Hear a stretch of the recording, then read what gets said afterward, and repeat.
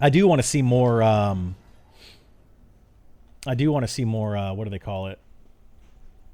Accessibility options, though. I would love to see that in this game. Like I like that you can go in. Like my stepdad, for example, he's playing and he's got his character where it's highlighted, like a glow around his character, so it's easier to see where his character is. I love that. I think it's great because not everybody can see what's going on. With all the flashing colors and everything, it's hard. It's hard to keep up with.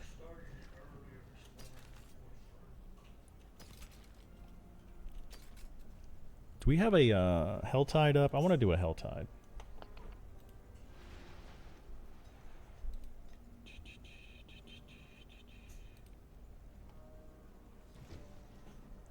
Next hell tide, 12 minutes. All right, so we have enough time to do like one more dungeon run. It really is. Yeah, I think the accessibility options are very good in this game. I actually read another Reddit post on the more positive side of things, because we've been talking about a lot of the negative side of Reddit. On a positive note, though, there was a guy, he's a blind, fully blind. This is what he said. I haven't looked into it too much, but he claims he's a fully blind player. And he plays with other fully blind Diablo players. And how they play is via sound. So, like, the game literally reads things out to you, and it tells you where the next objective is. Like, the objective is northeast of you, whatever. It tells you the direction you need to go.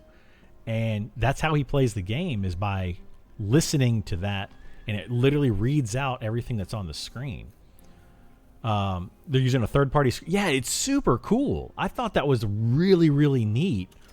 And I'm like, that's awesome. Like, kudos to that guy for finding a way to play the game that he wants to try to play, and finding other people to play with. Like, he said that he got, a party of 4 together, 4 fully blind people to play the game. And they were all having fun together and running around and, doing dungeons and stuff. And I'm like, that's awesome. Like, that's amazing. We need more of that.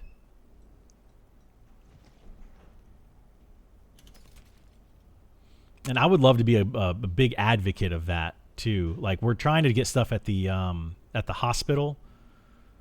That's like that. Sorry, I'm trying to read some of these at the same time as I'm talking, which is difficult for me to do. So at the hospital, though, we have those gamer pads. Like, there's one right now for PlayStation, and it's a gamer pad that's supposed to allow people with disabilities to be able to play games. It's like this huge gamer pad thing. But they just came out with it, and the hospital tried to contact Sony and was like, hey, we would love to have one of those at the hospital and try it out, and for our gamers that come up to the hospital.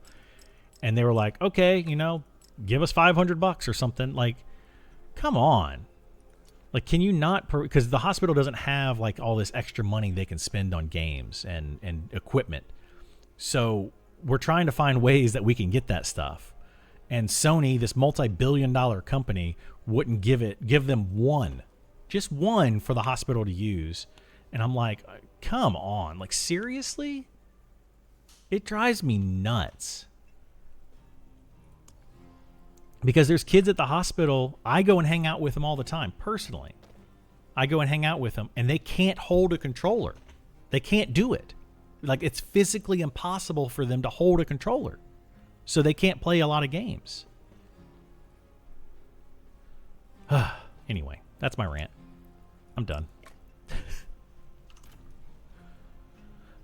You'd think they give a discount or a single one to use to help with PR? Yeah, exactly.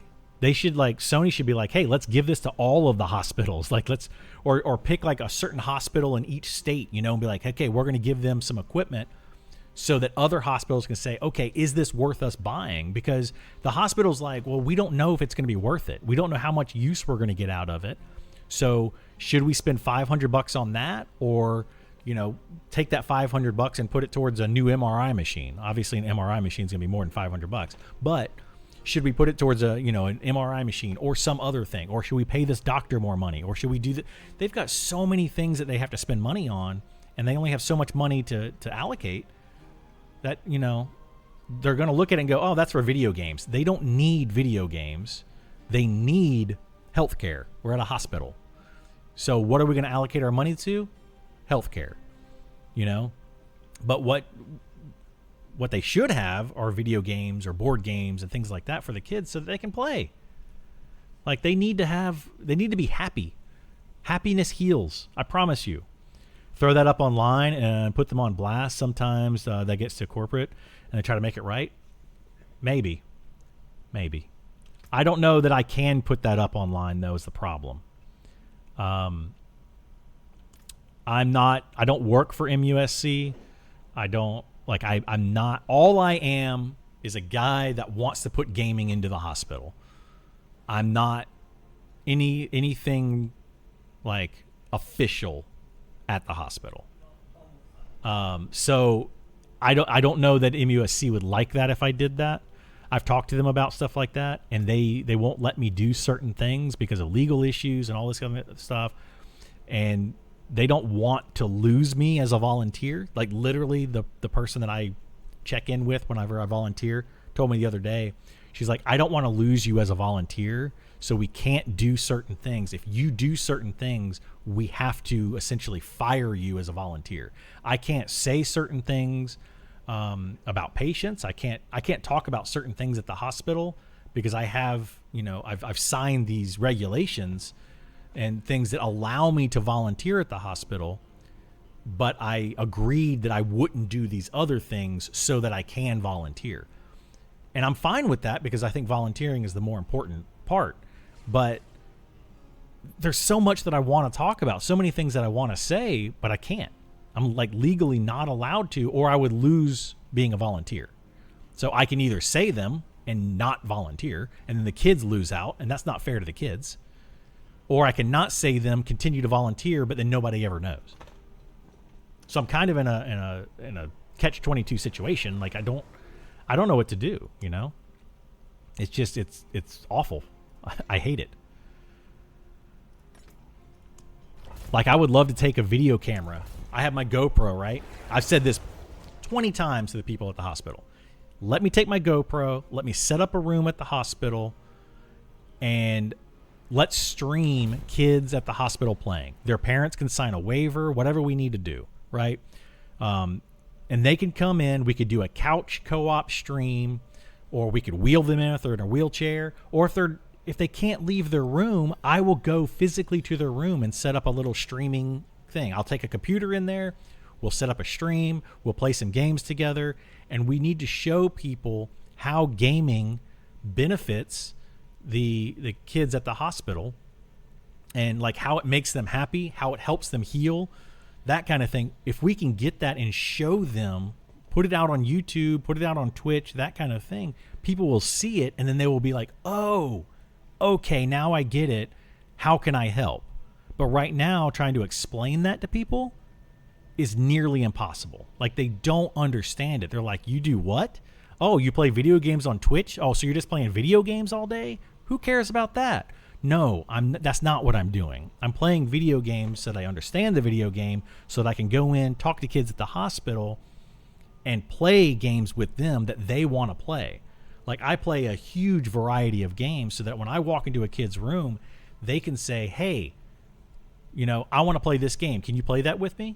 Absolutely. I will absolutely play that game with you. I went to a kid's room just the other day, and he was in there playing Minecraft Dungeons. And I'm like, cool, I love Minecraft Dungeons. How are you enjoying it? What level are you? And I was talking to him about it for a minute. And he goes, yeah, I'm enjoying it. It's the best game on the system here at the hospital. And I was like, oh, well, what game would you want to play if you could? He goes, well, I've been playing a lot of Diablo 2 Resurrected. And I was like, oh, yeah, you've been playing Diablo 2 Resurrected? That's awesome. Like, how are you enjoying that? He goes, oh, I'm having a lot of fun with it.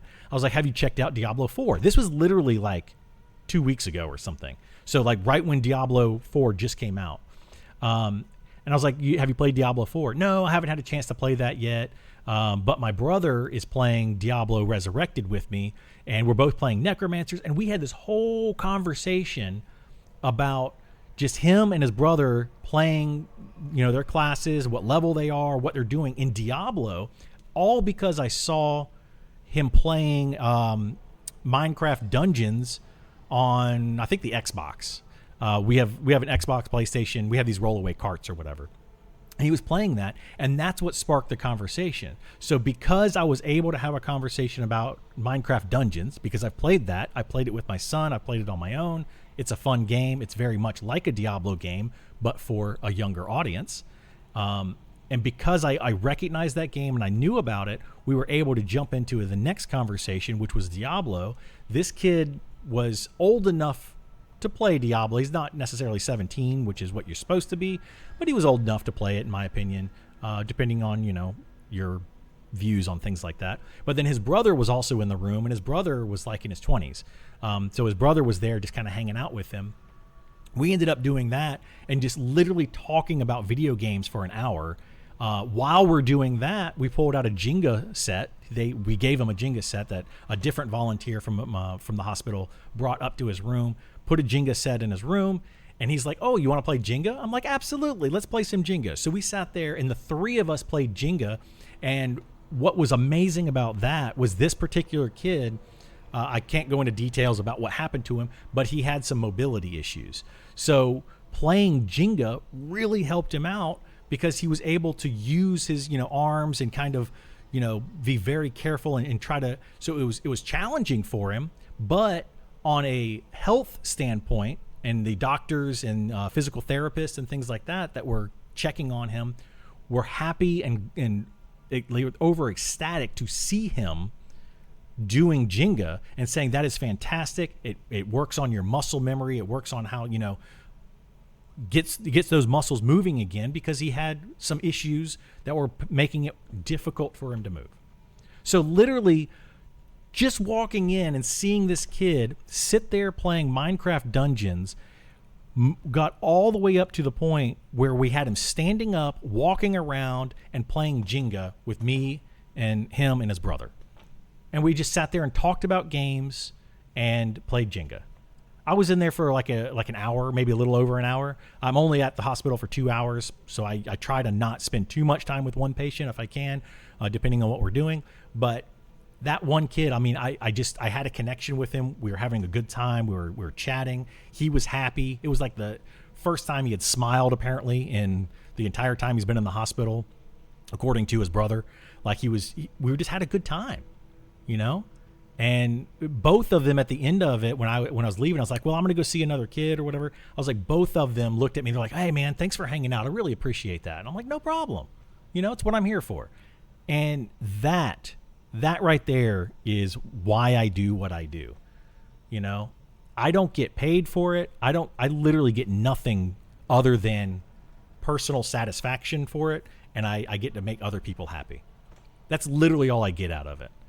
And that's enough for me. But I have to do other things to try to keep my head above water so I can, pay my rent and food and things like that. But I wish I could just do more of that, right? I need to be able to do more of that. I want to be able to do more of that. I just can't. So I have 2 hours a week that I do that. Like I could make it so much more. And it drives me nuts. All right, I'm going to get off my soapbox.